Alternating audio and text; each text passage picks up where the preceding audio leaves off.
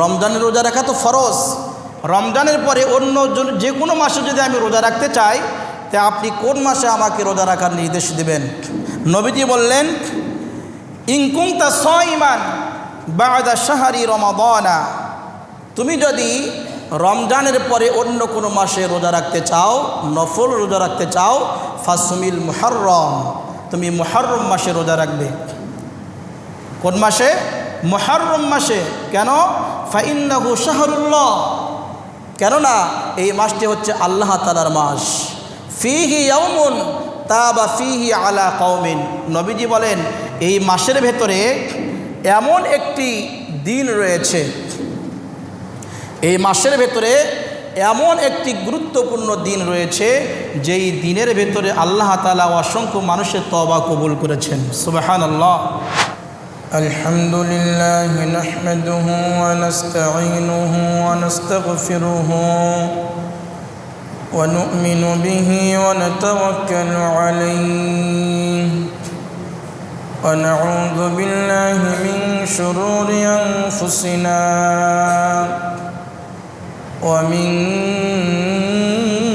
سيئات أعمالنا من يهده الله فلا مضل له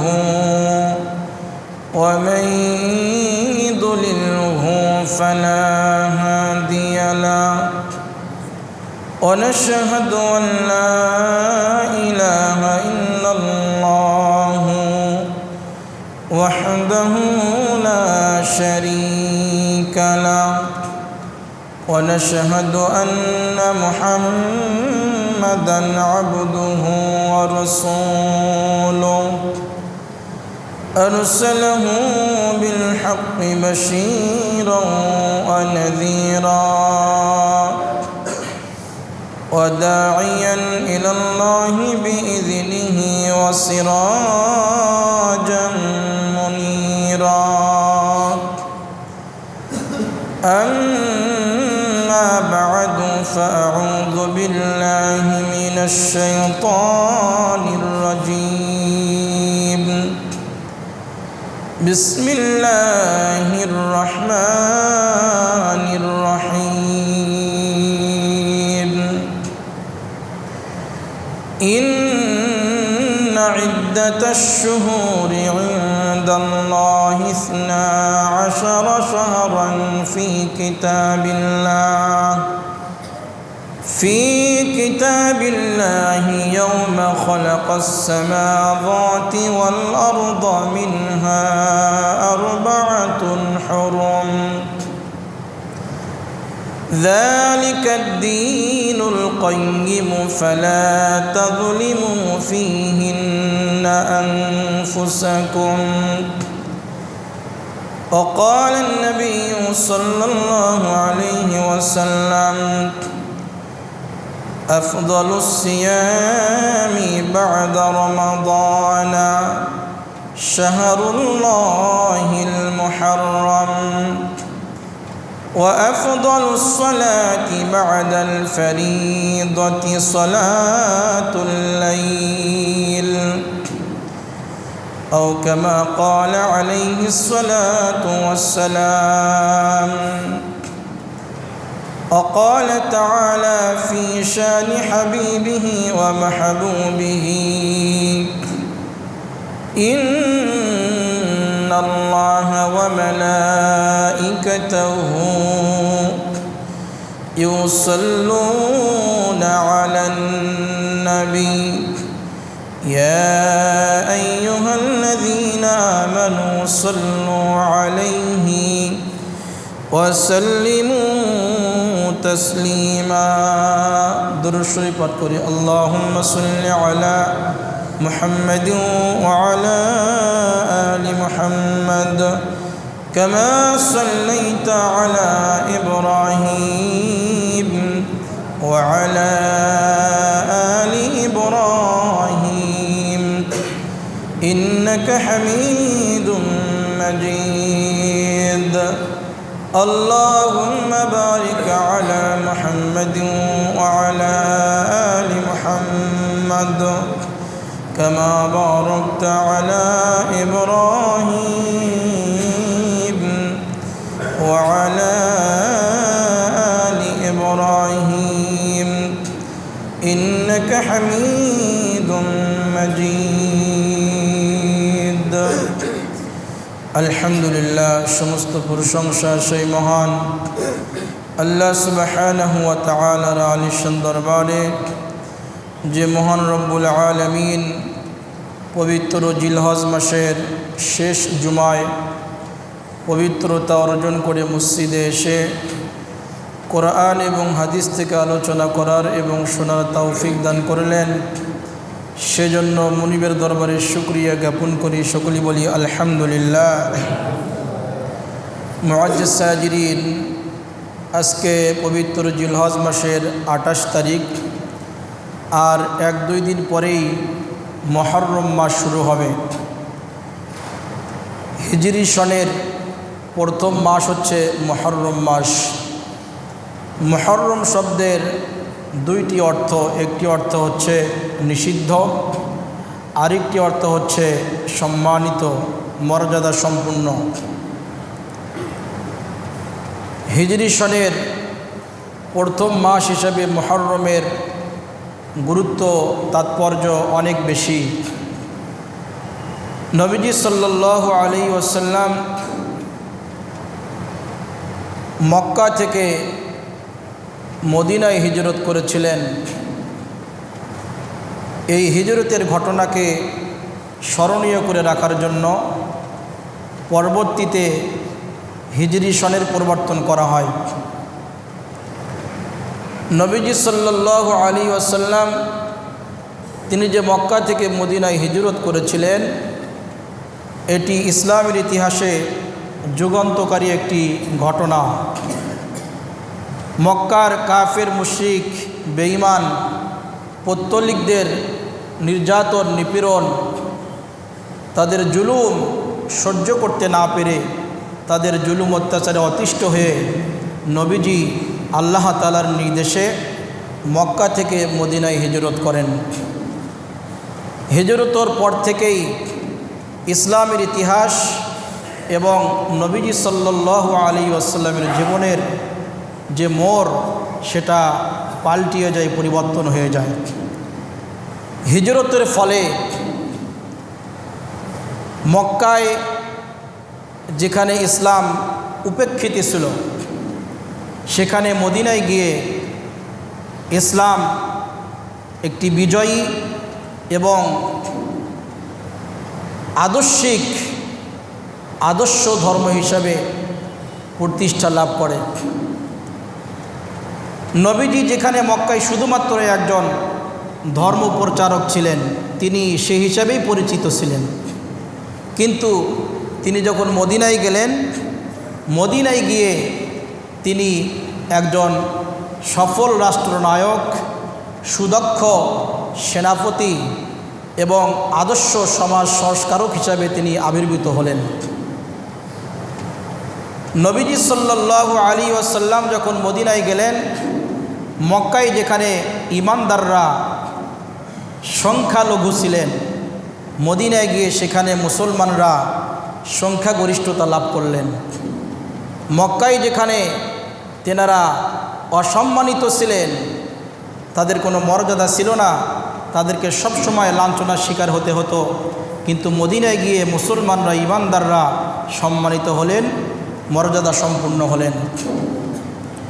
মদিনায় যাওয়ার ফলে ইসলাম ধর্ম সার্বজনীনভাবে, আন্তর্জাতিকভাবে প্রসার করা সম্ভব হয়েছে। এজন্যই নবীজি সাল্লাল্লাহু আলাইহি ওয়াসাল্লামের যে হিজরতের ঘটনা, এটি ইসলামের ইতিহাসে যুগান্তকারী একটি ঘটনা। আর মুহররম মাসের হিজরি সনের যে প্রথম মাস মুহররম মাস, এই হিজরি সন আমাদেরকে এই ঘটনাগুলোই স্মরণ করিয়ে দেয়। হিজরি সনের যে হিসাব, চন্দ্র মাসের যে হিসাব, এই হিসাব উম্মতে মুহাম্মাদের উপরে রাখা আল্লাহ তাআলা ফরজে কিফায়া করে দিয়েছেন।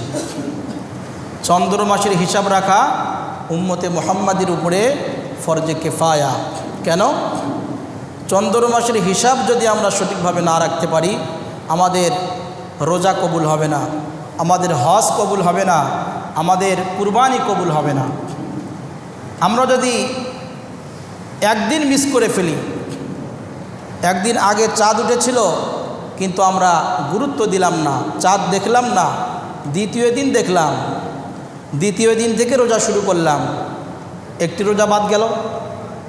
তাহলে যেদিন ঈদ উল ফিতর হওয়ার কথা ছিল সেদিন আর ঈদ উল ফিতর হলো না, আমরা একদিন আগেই ঈদের নামাজ পড়ে ফেললাম, ঈদের নামাজও হলো না। তেমনিভাবে জিলহজ মাসে যদি আমরা এই চাঁদ দেখা যদি বিলম্ব করি, যদি ত্রুটি থেকে যায়, সেক্ষেত্রে আমাদের হজের আমলও সম্পূর্ণ হবে না। এজন্য চন্দ্র মাসের হিসাব রাখা অত্যন্ত গুরুত্বপূর্ণ একটি বিষয়। আমাদের বাংলাদেশে সরকারিভাবে জাতীয় চাঁদ দেখা কমিটি গঠন করা হয়েছে, ওনারা এই দায়িত্বটা পালন করেন। সারা বাংলাদেশে তাদের কমিটির মাধ্যমে সারা বাংলাদেশের জনগণের সহযোগিতা নিয়ে ওনারা এই চাঁদ দেখা কমিটির মাধ্যমে ঘোষণা দিয়ে থাকেন আজকে চাঁদ উঠেছে। ফরজে কিফায়া মানে কি? যেমন জানাজার নামাজ ফরজে কিফায়া, কিছু লোক যদি আদায় করে সবার পক্ষ থেকে আদায় হয়ে যায়। তো চাঁদ দেখার বিষয়টা হচ্ছে এরকম, যদি কিছু মানুষ এটা হিসাব রাখে, চন্দ্র মাসের হিসাব রাখে, তাহলে সবার পক্ষ থেকে আদায় হয়ে যাবে। এজন্য আমাদের বাসাবাড়িতে ইসলামিক ক্যালেন্ডার রাখা দরকার। আমরা ইংরেজি হিসাব রাখি, এটা কোন মাস কত তারিখ, বাংলা হিসাব রাখি, কিন্তু আরবি হিসাবটা অনেকেই রাখেন না। চন্দ্র মাসের হিসাব আমাদের রাখা হয় না।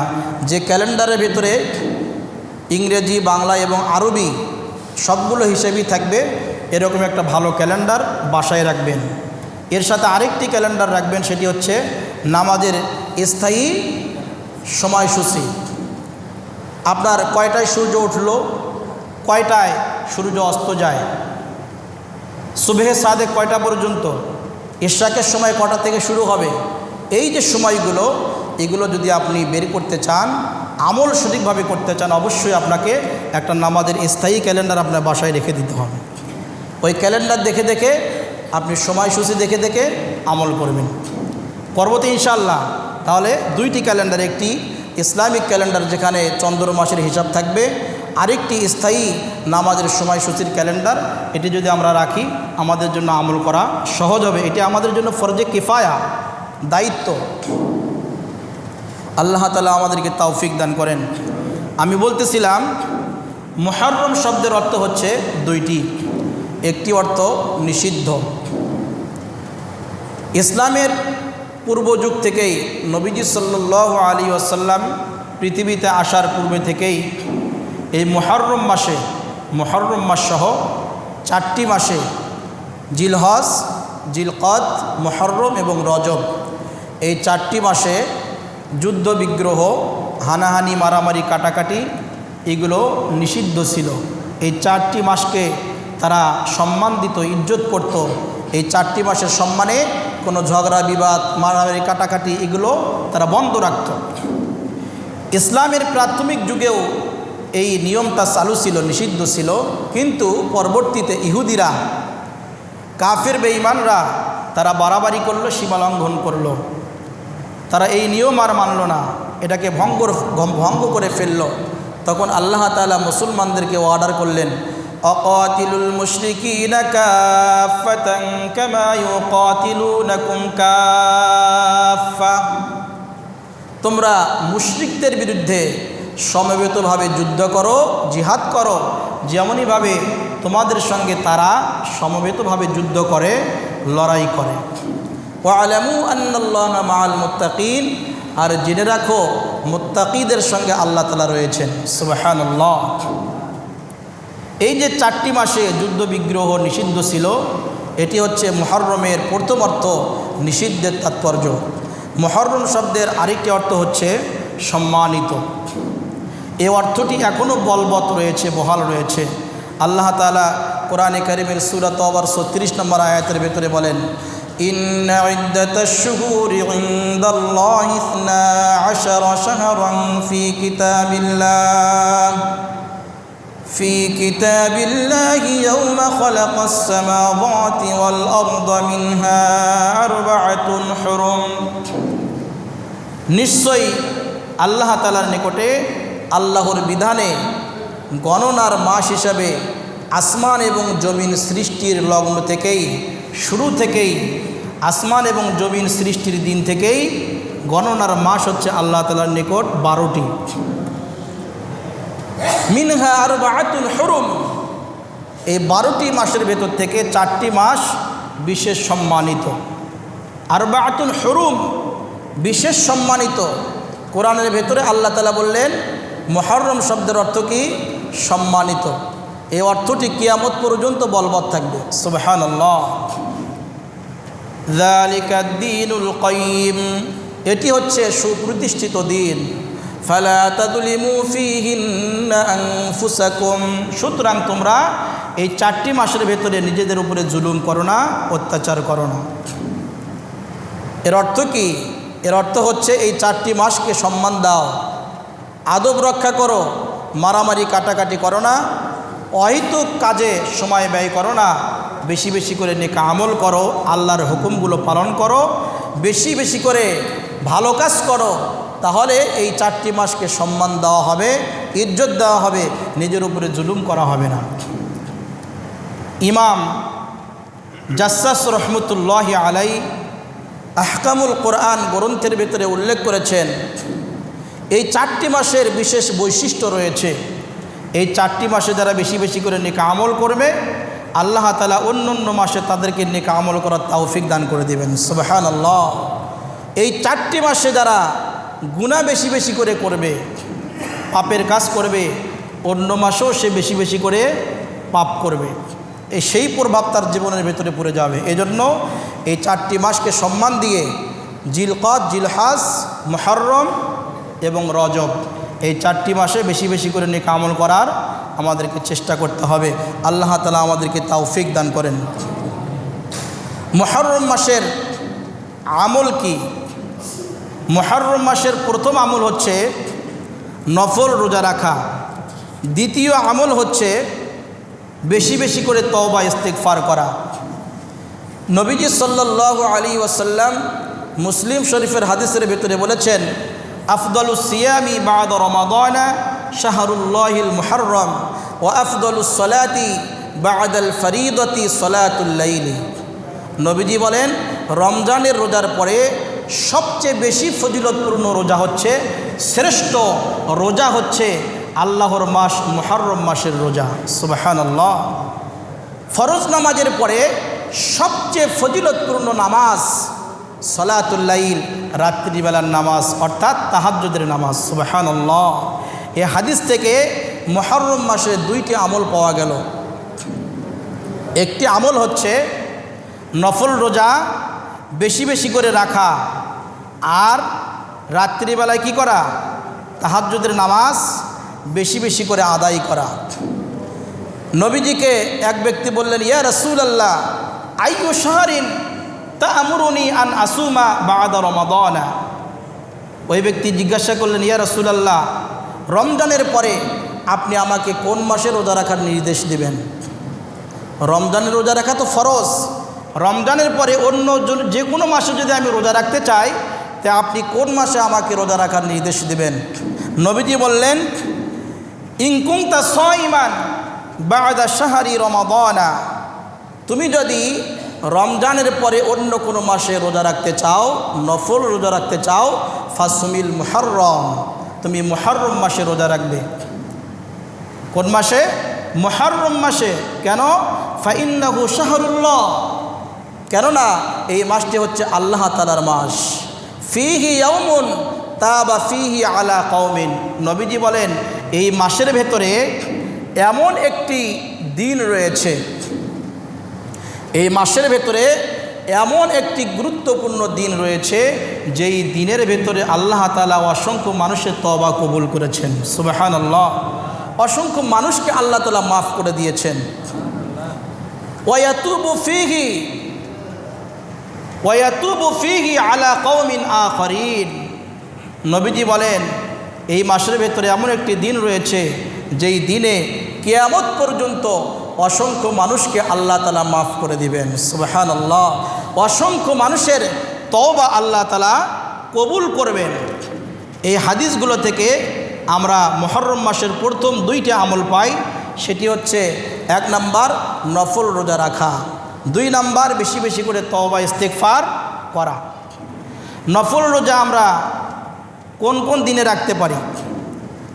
নবীজি সাল্লাল্লাহু আলাইহি ওয়াসাল্লাম প্রতি সপ্তাহের সোমবার, বৃহস্পতিবার রোজা রাখতেন এবং প্রতি মাসে চন্দ্র মাসের হিসাবে 13, 14, 15 এই 3টি রোজা নবীজি রাখতেন। এটাকে বলা হয় আইয়ামে বীজ।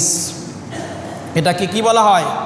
আইয়ামে বীজের রোজা। 3টি রোজা 13, 14, 15। এগুলো করার পরে যদি আরও নফল রোজা রাখতে চান, অন্য যে কোনো দিন আপনি রোজা রাখতে পারেন। বছরে 5 দিন রোজা রাখা হারাম, 2 ঈদের দিনে এবং কুরবানি ঈদের পরের 3 দিন। 2 ঈদের দিন এবং কুরবানি ঈদের পরের 3 দিন, এই মোট 5 দিন রোজা রাখা হারাম। বাকি যে কোনো দিন আপনি রোজা রাখতে পারেন, কোনো সমস্যা নেই। আমরা বেশি বেশি করে নফল রোজা রাখার চেষ্টা করব। 2 নাম্বার আমল বেশি বেশি করে তওবা ইস্তেগফার করা। আমরা এই হাদিস থেকে যে দিন সম্পর্কে শুনলাম, হাদিস শরীফের ভেতরে এসেছে বেশি সম্ভব ওই দিনটা হচ্ছে মুহররম মাসের 10 তারিখের দিন, আশুরার দিন। সুবহানাল্লাহ। আমরা মুহররম মাসে পুরা মাসই তওবা ইস্তেগফার করব বেশি বেশি করে। বিশেষ করে যেদিন আশুরা মুহররম মাসের 10 তারিখ আসবে, সেদিন আমরা বিশেষ করে বেশি বেশি করে তওবা করার চেষ্টা করব, যাতে করে আল্লাহ তাআলা আমাদের জীবনের গুনাহগুলোকে মাফ করে দেন। সুবহানাল্লাহ। কারণ এই দিনে অনেক বড় বড় পাপীদেরকে আল্লাহ তাআলা মাফ করে দিয়েছিলেন। বিশাল বড় বড় কওমকে আল্লাহ তাআলা তাদেরকে গুনাহ মাফ করে তাদেরকে মুক্তি দিয়েছিলেন। এজন্য আমরাও যদি তওবা করি, ফিরে আসি, আল্লাহ তাআলা আমাদেরকে অবশ্যই মাফ করে দিবেন। আল্লাহ তাআলা আমাদের সকলকে তওবা করার তৌফিক দান করেন। মুহররম মাসের 3 নম্বর আমল হচ্ছে মুহররমের 10 তারিখে রোজা রাখা। নবীজি সাল্লাল্লাহু আলাইহি ওয়াসাল্লাম হাদিস শরীফের ভিতরে বলেন, সিয়ামু ইয়াউমি আশুরা ইন্নী আহতাসিবু আলাল্লাহ আন ইউকাফফিরাস সানাতাল্লাতী ক্বাবলাহু। নবীজি বলেন, আমি আল্লাহর দরবারে আশা রাখি, আমার আল্লাহর উপরে এই ভিত্তি আশা রয়েছে যে যদি কেউ মুহররম মাসের 10 তারিখে রোজা রাখে, এই আশুরার রোজা তার পূর্ববর্তী 1 বছরের কাফফারা হয়ে যাবে। সুবহানাল্লাহ। তার মানে কি, যদি কেউ আশুরার রোজা রাখে, মুহররমের 10 তারিখে একটি রোজা রাখে, তাহলে তার পূর্ববর্তী 1 বছরের জীবনের গুনাহগুলো আল্লাহ তাআলা মাফ করে দিবেন। সুবহানাল্লাহ। আমরা আমল করতে পারবো না ইনশাআল্লাহ? নবীজি সাল্লাল্লাহু আলাইহি ওয়াসাল্লাম যখন মক্কা থেকে মদিনায় হিজরত করলেন, সেখানে গিয়ে তিনি দেখতে পেলেন ইহুদিরা এই আশুরার দিনে মুহররমের 10 তারিখে রোজার আমল করে, রোজা রাখে। তিনি কারণ জিজ্ঞাসা করলেন, তোমরা কি জন্য এই মুহররম মাসের 10 তারিখে রোজা রাখো? তখন তারা বলল যে মূসা আলাইহিস সালামকে এবং তার সম্প্রদায় বনি ইসরাইলকে আল্লাহ রব্বুল আলামিন সমুদ্রের ভেতর দিয়ে বিশাল রাস্তা তৈরি করে দিয়ে সমুদ্র পার করে দিয়েছিলেন, এবং ওই সমুদ্রের ভেতরে বিশাল রাস্তার মাঝখানে যখন ফেরাউন তার দলবল নিয়ে যায়, আল্লাহ তাআলা ফেরাউনকে তার বাহিনী সহ কাফের বেঈমানদেরকে আল্লাহ তাআলা নদীতে চুবিয়ে চুবিয়ে মেরেছেন। এই যে মূসা আলাইহিস সালাম এবং তার সম্প্রদায় ঈমানদাররা যে নিয়ামত প্রাপ্ত হয়েছিল, এই নিয়ামতের শুকরিয়া স্বরূপ মূসা আলাইহিস সালাম এই মুহররম মাসের 10 তারিখে রোজা রাখতেন। এজন্য আমরা মূসা পয়গম্বরের আমলকে অনুসরণ করে আমরা ইহুদিরা এই আশুরা মুহররম মাসের 10 তারিখে আমরা রোজা রাখি। নবীজি বললেন, নাহনু আহাক্কু বিমূসা মিনকুম। মূসা আলাইহিস সালামকে অনুসরণ করার ক্ষেত্রে আমরা অধিক যোগ্য। আমরা তো ঈমানদার, তারাও ছিল ঈমানদার। মূসা আলাইহিস সালাম ছিলেন একজন পয়গম্বর, জলিলুল কদর পয়গম্বর, এবং তার অনুসারী যারা ছিল তারা ছিল ঈমানদার। নবীজি বললেন, আমরাও ঈমানদার, মূসা আলাইহিস সালামকে অনুসরণ করার অধিক যোগ্য আমরা। তখন তিনি কি করলেন? সাহাবীদেরকে বললেন, সুমু আশুরা, তোমরা আশুরায় রোজা রাখো, ওয়াখালিফু ফীহিল ইয়াহুদা, তবে এই রোজা রাখার ক্ষেত্রে ইহুদিদের বিরোধিতা করো, তাদের বিরুদ্ধচারণ করো, তাদের খেলাফ করো। তারা মুহররম মাসের 10 তারিখে একটি রোজা রাখে, তোমরা তাদের খেলাফ করো। কিভাবে খেলাফ করবে? ওয়াসুমু ক্বাবলাহু ইয়াওমান ওয়া বা'দাহু ইয়াওমান, 10 তারিখের আগে অথবা 10 তারিখের পরে আরেকটি করে তোমরা রোজা রাখো। এভাবে ইহুদিদের খেলাফ করো, খেলাফ করে তোমরা আমল করো, যাতে করে তাদের আমল এবং আমাদের আমলের মধ্যে পার্থক্য সৃষ্টি হয়। নবীজি সাল্লাল্লাহু আলাইহি ওয়াসাল্লাম তার জীবনের শেষ বছরে তিনি বলেছিলেন, আমি যদি আগামী বছর বেঁচে থাকি তাহলে আমি মুহররম মাসের 9 তারিখে আরেকটি রোজা রাখব। তিনি 9 তারিখের কথা উল্লেখ করেছিলেন, 11 তারিখ বলেননি। 10 তারিখের সঙ্গে 9 তারিখে রাখলেও চলবে, 11 তারিখেও রাখলেও চলবে। তবে উত্তম হচ্ছে, নবীজি যেহেতু আশা প্রকাশ করেছিলেন যে যদি আগামী বছর আল্লাহ তাআলা আমাকে বেঁচে রাখেন, আমি 9 তারিখে একটি রোজা রাখবো আর মুহররমের 10 তারিখে আরেকটি রোজা রাখবো, এই 2টি রোজা। তো সেক্ষেত্রে আমাদের জন্য উত্তম হচ্ছে, আমরা যারা রোজার আমল করতে চাই, নফল রোজা এটি সুন্নতে গায়রে মুআক্কাদা, রাখলে সওয়াব আছে। আমরা মুহররম মাসের 9 তারিখ এবং 10 তারিখ এই 2টি রোজা রাখার চেষ্টা করব। কোনো কারণে যদি 9 তারিখে মিস হয়ে যায়, মিস্টেক হয়ে যায়, সেক্ষেত্রে 10 তারিখ এবং 11 তারিখ আমরা 2টি রোজা রাখার চেষ্টা করব। এই রোজা রাখা সুন্নতে গায়রে মুআক্কাদা, কেউ যদি রাখে সওয়াব হবে, ফজিলত প্রাপ্ত হবে, না রাখলে কোনো গুনাহ হবে না। মুহররম মাসের 4 নম্বর আমল হচ্ছে, নবীজি সাল্লাল্লাহু আলাইহি ওয়াসাল্লাম হাদিস শরীফের ভিতরে বলেন, মান ওয়াসআ আলা ইয়ালিহি ফিন নাফাকাতি, যে ব্যক্তি ইয়াউমা আশুরা, যে ব্যক্তি আশুরার দিনে তার পরিবার পরিজনের জন্য খাবারের ভেতরে স্বাভাবিকের চেয়ে একটু উন্নত মানের খাবার পরিবেশন করবে, ওয়াসআ আল্লাহু আলাইহি সাইরা সানাতি, নবীজি বলেন আল্লাহ তাআলা ওই ব্যক্তির আগামী 1 বছরের ভেতরে রিজিকের রাস্তা প্রশস্ত করে দিবেন। সুবহানাল্লাহ। এটিও একটি আমল। আমরা আশুরার দিনে যেহেতু রোজা রাখবো, আমরা সাহারিতে এবং ইফতারে আমরা একটু স্বাভাবিকের চেয়ে ভালো খাবারের ব্যবস্থা করার চেষ্টা করব। তাহলে আশা করা যায় আল্লাহ তাআলা আমাদেরকে 1 বছর, আগামী 1 বছর রিজিকের সংকট আল্লাহ তাআলা দূর করে দিয়ে আল্লাহ তাআলা আমাদেরকে সচ্ছলতা দান করবেন। সুবহানাল্লাহ। আল্লাহ তাআলা আমাদেরকে আমল করার তৌফিক দান করেন। মুহররম মাসে এবং আশুরা উপলক্ষে বাংলাদেশ, পাকিস্তান, ইন্ডিয়া, ইরানে বেশি হয়, ইরান সহ পৃথিবীর বিভিন্ন দেশে এই মুহররম এবং আশুরা উপলক্ষে কতিপয় প্রচলিত বিদআত রয়েছে। 1 নম্বর বিদআত হচ্ছে ঢোল তবলা বাজানো এবং লাঠি খেলার আয়োজন করা। অনেক দেশে হয় না, ঢোল তবলা বাজানো হয়, এরপরে লাঠি খেলার আয়োজন করা হয়, এটি বিদআত। তাজিয়া তৈরি করা এবং তাজিয়াকে সম্মান করা, এটি বিদআত।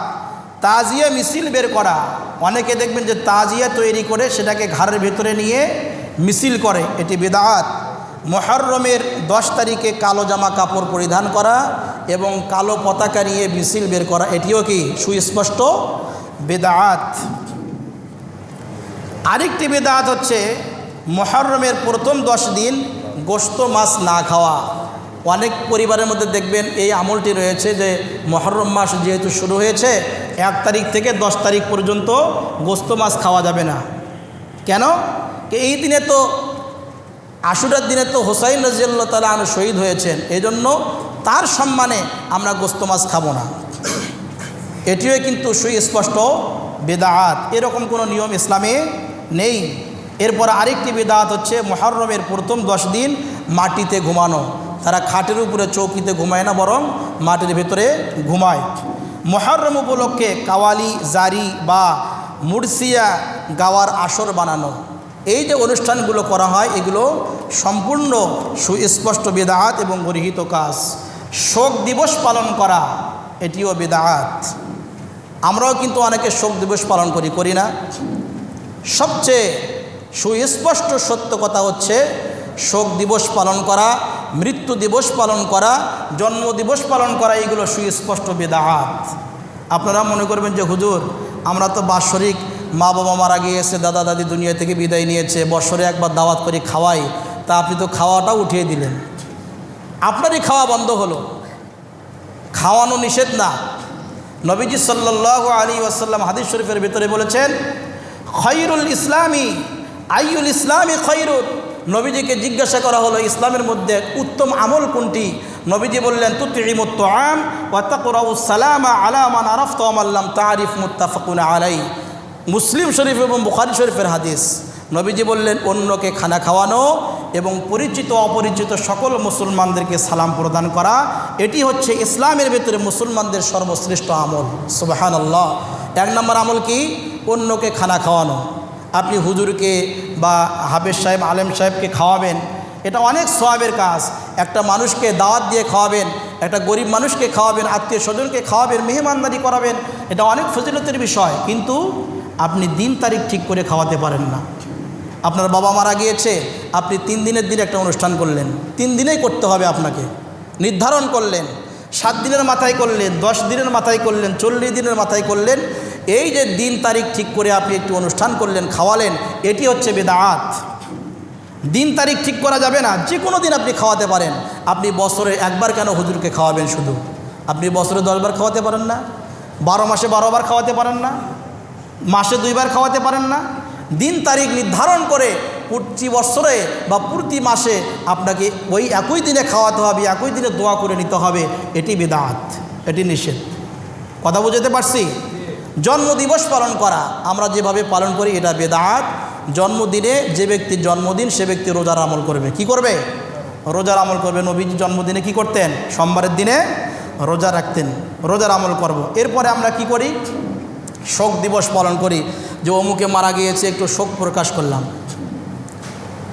শোক দিবস পালন করা সর্বোচ্চ 3 দিন জায়েজ রয়েছে, সেটারও আবার সীমা নির্ধারণ করে দেওয়া হয়েছে। আপনি শোক পালন করতে গিয়ে মাথায় আঘাত করবেন, বুকের উপরে আঘাত করবেন, হাতের উপরে আঘাত করবেন, হাত কেটে ফেলবেন, পা কেটে ফেলবেন, রক্ত বের করবেন, এগুলো কিন্তু শোক পালনের সিস্টেম না। এগুলো ইসলামী শরীয়ত আমাদেরকে শিক্ষা দেয় না। শোক পালন করবেন কিভাবে? আপনি নামাজ পড়বেন, পর্দা করবে মা বোনেরা, তাসবিহ তাহলিল পাঠ করবেন, কোরআনে কারিম তেলাওয়াত করবেন, হেফাজতে থাকবেন, গুনাহমুক্ত থাকবেন।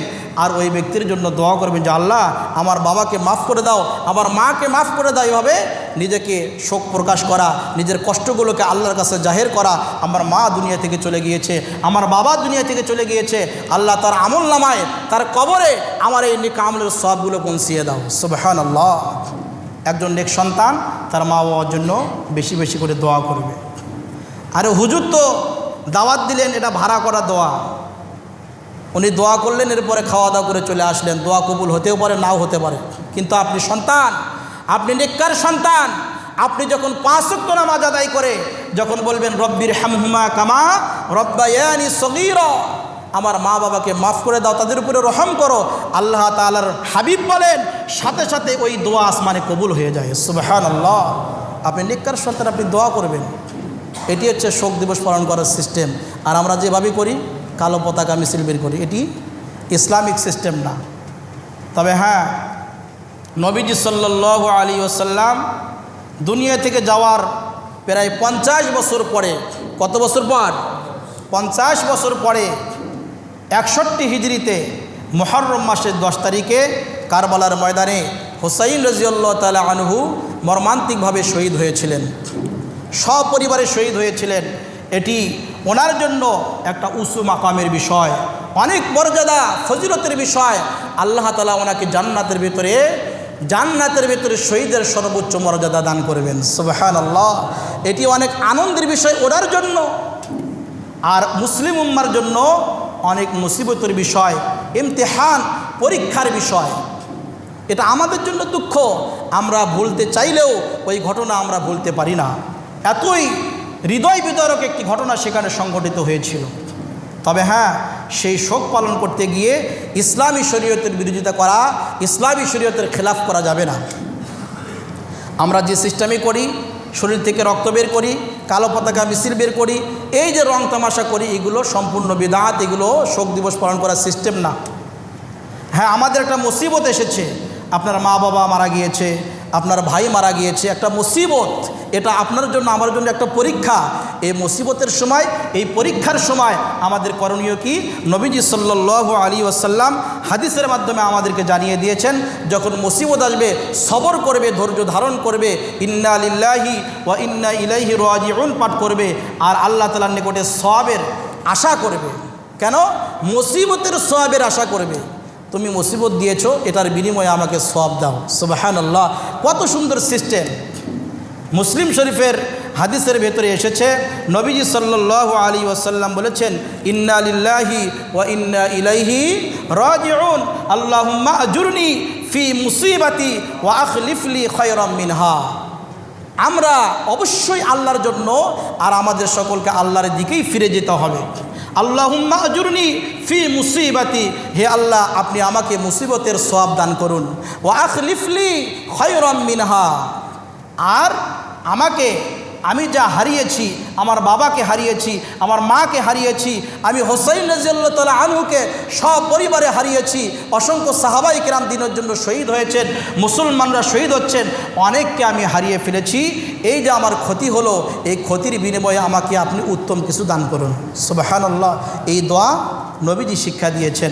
এভাবে যদি আমরা ধৈর্য ধারণ করি, এরপরে আল্লাহ দরবারে দোয়া করি, আর ইন্না লিল্লাহি ওয়া ইন্না ইলাইহি রাজিউন পাঠ করি, যখন এই মুসিবতের কথাগুলো স্মরণ আসবে, তখন এই ঘটনাগুলো যখন মনে আসবে, তখন আমরা ইন্না লিল্লাহি ওয়া ইন্না ইলাইহি রাজিউন পাঠ করব।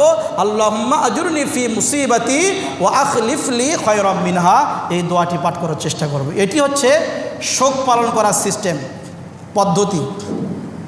এর বাহিরে যেগুলো আমরা করি, এর আগে যে বিদআতগুলো বললাম, এগুলো সম্পূর্ণ গৃহীত কাজ, কুসংস্কার, এগুলোর দ্বারা গুনাহ হয়, এগুলোর দ্বারা সওয়াব হয় না। ইতিপূর্বে যারা আমরা টাকা পয়সা খরচ করে তাজিয়া তৈরি করেছি, মিছিল করেছি, কালো পতাকা মিছিল করেছি, শরীর ক্ষত বিক্ষত করে রক্ত বের করেছি, ক্ষতি করেছি নিজের, এগুলো করা যাবে না। এগুলো থেকে আমাদের কি বিরত থাকতে অবশ্যই হবে। তাহলে মুহররমে আমরা কি কি আমল করব? 1 নম্বর আমল হচ্ছে নফল রোজা রাখবো আমরা। 2 নম্বর বেশি বেশি করে তওবা ইস্তিগফার পাঠ করব।